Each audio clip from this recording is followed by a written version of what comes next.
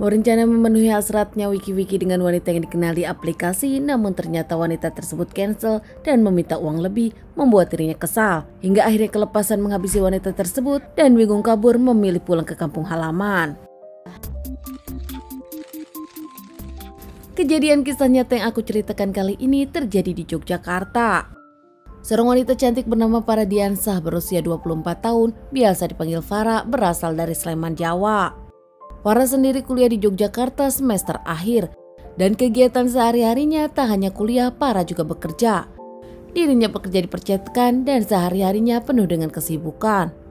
Jarang memilih main-main, Farah sendiri usai kuliah kerja dirinya memilih istirahat di rumah.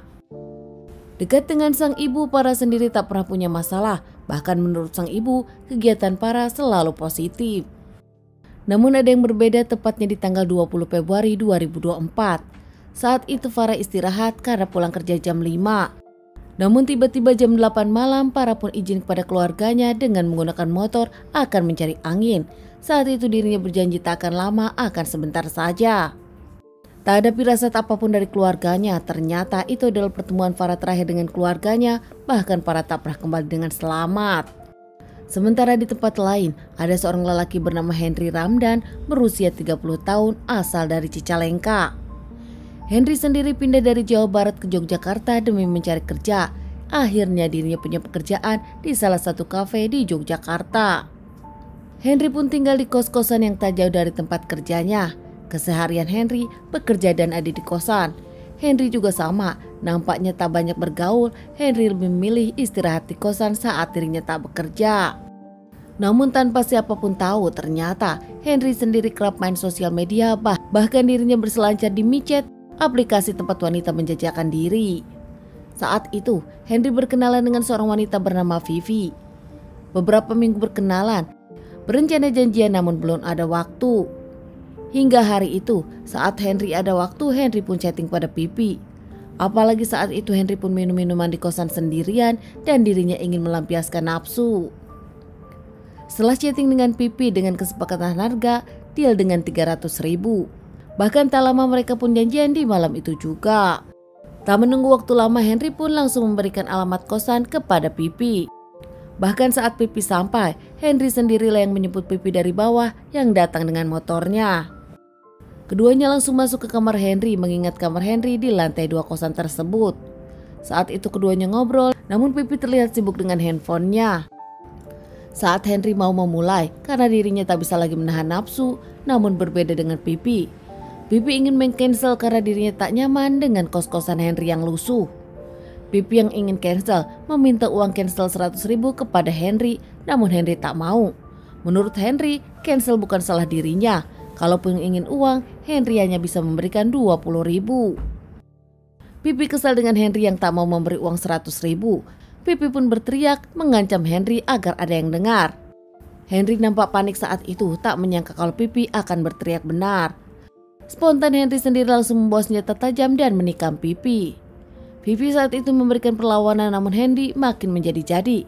Henry saat itu menikam beberapa kali hingga Pipi tak bernyawa. Henry sendiri panik tak menyangka, langsung membersihkan cairan merah yang ada di kosannya. Tak lama Henry pun langsung keluar untuk membuang handphone Vivi.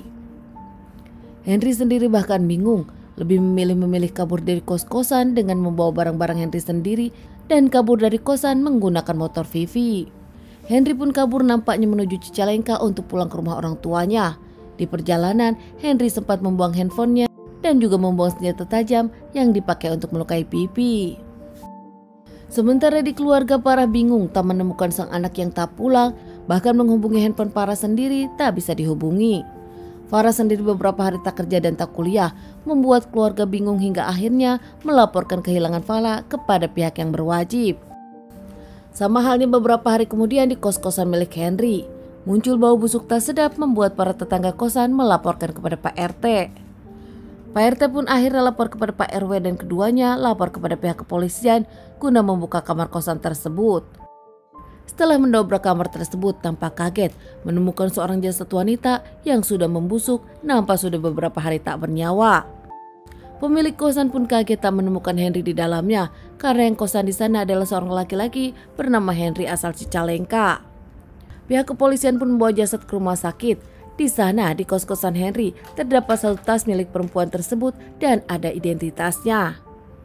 Ternyata wanita tersebut adalah Farah yang di sosial media bernama Vivi. Pihak dari kepolisian pun akhirnya mengabari keluarga Pipi, menyebutkan kalau Pipi memang sudah tak bernyawa dihabisi seseorang di kosan salah seorang lelaki di daerah Yogyakarta. Usai Pipi dilakukan otopsi, dikembalikan ke keluarganya untuk dilakukan pemakaman. Sementara pihak kepolisian menyelidiki Henry dan mencari keberadaan Henry. Berbekal fotokopi KTP dari pemilik kosan, pihak yang berwajib pun mencari keberadaan Henry. Berkat kerja keras pihak yang berwajib, akhirnya Henry sendiri diamankan di rumahnya sendiri di Cicalengka. Keluarga dari Henry pun nampak kaget, tak menyangka sang anak menghabisi wanita yang dikenalnya di sosial media. Henry sendiri mengakui kalau dirinya yang melakukan, bahkan Henry memberikan motif. Motifnya karena dirinya kesal merasa diperas oleh Farah atau Vivi. Henry pun diamankan terkait permasalahan ini dan menjalani persidangan di Yogyakarta.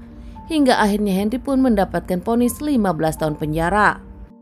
Keluarga dari Pipi atau Farah pun tak menyangka semua pernyataan Henry dan bahkan menyangkal, yakin semua yang dibicarakan Henry adalah bohong semata.